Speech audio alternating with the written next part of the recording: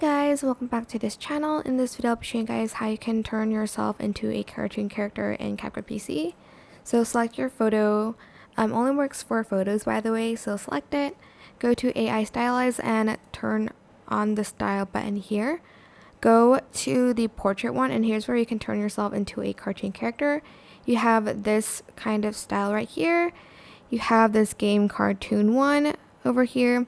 You have this classic cartoon that makes you kind of look like a Disney princess, and this one as well, 3D cartoon, and you'll have this cartoon one, and you have this anime one, and you also have this comic one as well.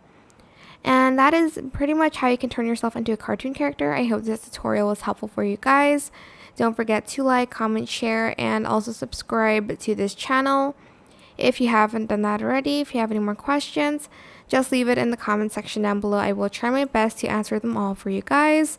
And if you found this video helpful, please click the thanks button above the description box down below. Thank you so much for watching. Bye!